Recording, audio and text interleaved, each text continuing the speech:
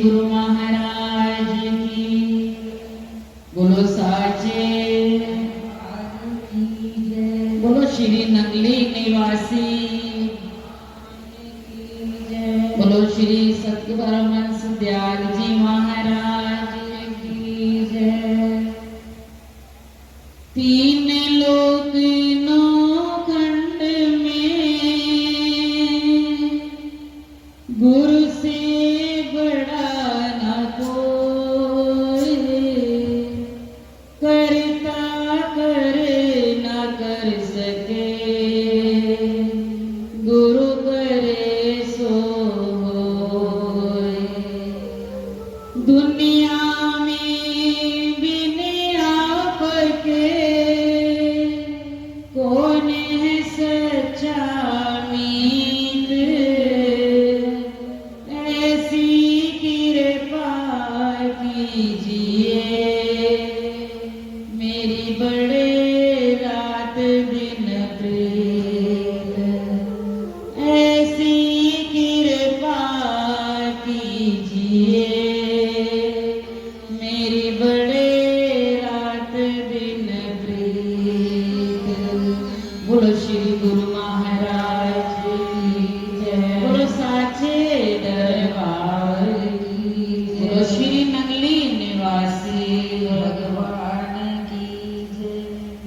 परम पूजनीय परम आदरणीय परम श्रद्धेय श्री घटघट के वासी श्री नंगली निवासी भगवान जी के पावन चरणारविंद में कोटि कोटि नमन करते हुए मंचा सिंह सभी संत समाज उनके चरणों में भी सच नमन।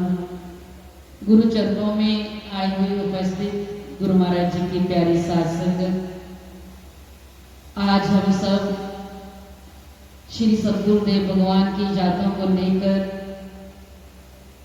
अभी अभी संत कह रहे थे स्मृति दिवस है, निर्वाण दिवस है। आज हमारे लिए यादों का दिवस है। उनकी यादों को लेकर ये रात निकल रही है। जितना हम उनको याद कर रहे हैं ये याद रखना, जितना उनको याद किया उतना ही मेरे प्रभु मेरे नंगली निवासी भगवान जी की हमारे ऊपर दया हो जाएगी। जितना किसी को याद करते हैं कहते हैं उसकी दृष्टि उनका नजर हमारे ऊपर जरूर आती है। किसी को जाते जाते को आवाज लगाते रहो, एक बार लगाओगे दो बार लगाओगे कोई इग्नोर कर देगा। और आवाज लगाते लगाते आपको 4-5 बार एक ही जने को आवाज लगाओगे वो मुख मोड़ कर तुम्हारी तरफ जरूर देखेगा कि मुझे कोई आवाज लगा रहा है। तो मेरे सतगुरु नंगली निवासी भगवान जी को देखो कितने घड़ी से याद किया जा रहा है। उनकी यादों के सहारे ही ये जीवन चल रहा है। याद आज नहीं, इनको पल पल क्षण क्षण हर घड़ी उनको याद कर रही है। अभी भी हमारे से पूर्व सभी संत महापुरुषों के मुखारबिन से नंगली निवासी भगवान जी की महिमा का गुणगान हो रहा था। आप सब उनको श्रवण कर रहे थे। वास्तव में बिल्कुल सही है, लिखा है गुरु महिमा में भी कि गुरु की महिमा है अमिट, कह न सके श्रुति शेष, जिनकी कृपा कटाक्ष से रंग होत।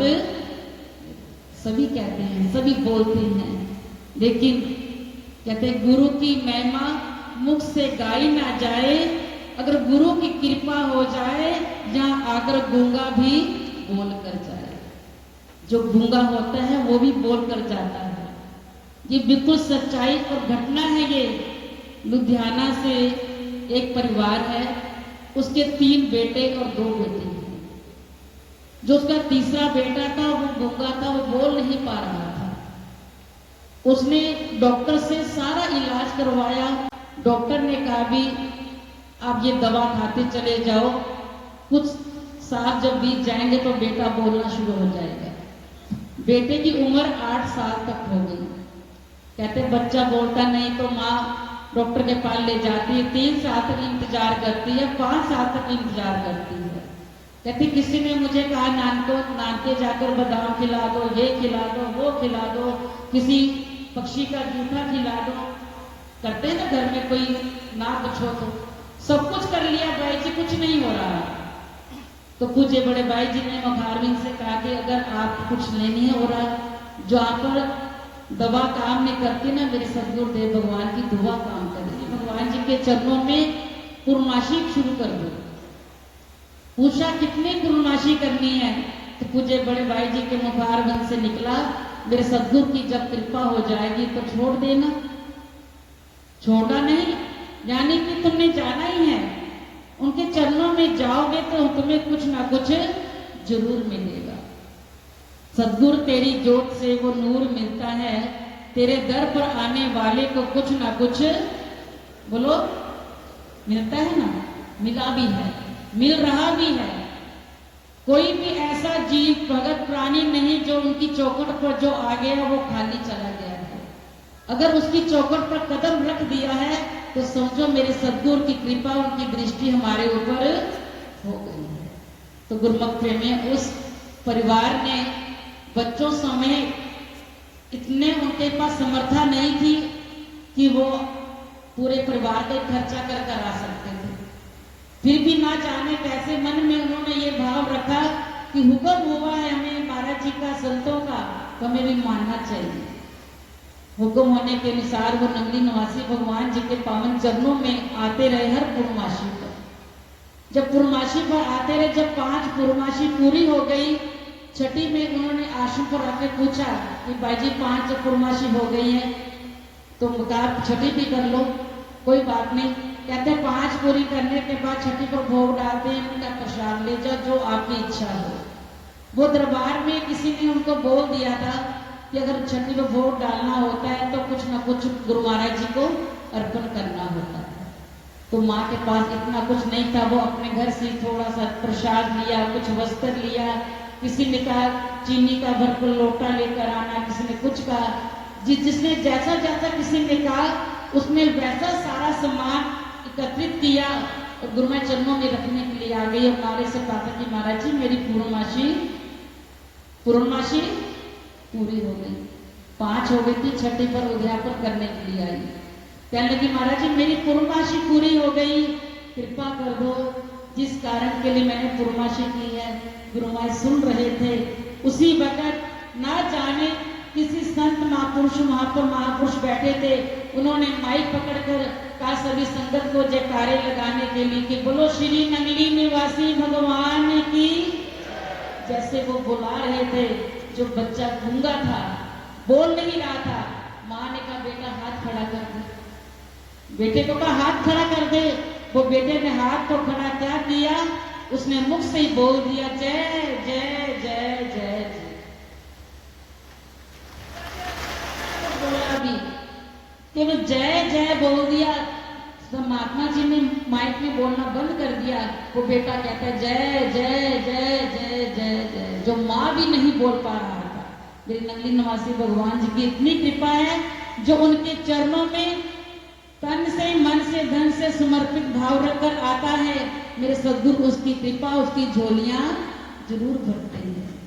तो गुरुमुख प्रेमियों, उनकी यादों में आज बैठे हैं।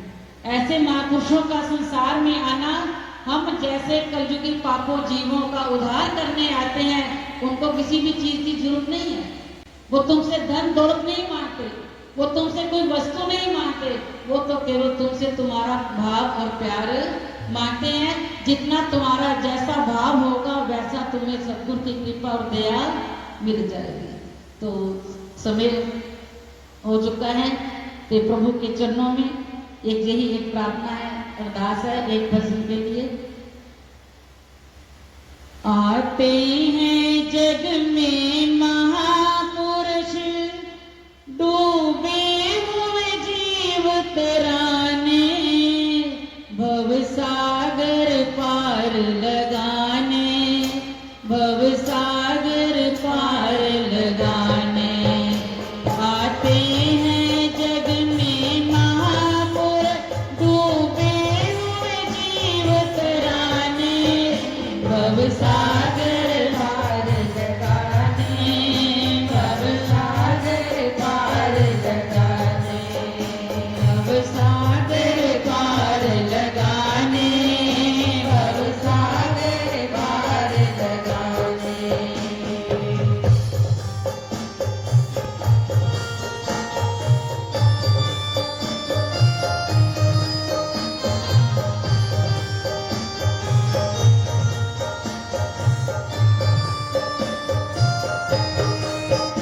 जन्मों से बिछड़ी रूहों को मालिक के संग मिलाते, मालिक के संग मिलाते, मालिक के संग मिलाते। कष्ट अपने तन पर उठा करके जीवों के कष्ट मिटाते, जीवों के कष्ट मिटाते। वर्षा करते हैं भक्ति की हम शीतल शाद बनाते, भव सागर पार लगाने, भव सागर पार लगाने। आते हैं जग में महापुरुष उगे हुए जीव तराने, भव सागर पार लगाने, भव सागर पार लगाने, भव सागर पार लगाने। भक्ति क्या है, माया क्या है, सब खोल हमें बतलाते, सब खोल हमें बतलाते। किस कारण जीव यहाँ आया, ये राज हमें बतलाते, ये राज हमें बतलाते। देते सुंदर उपदेशिया भक्ति का पथ दर्शाते, भव सागर पार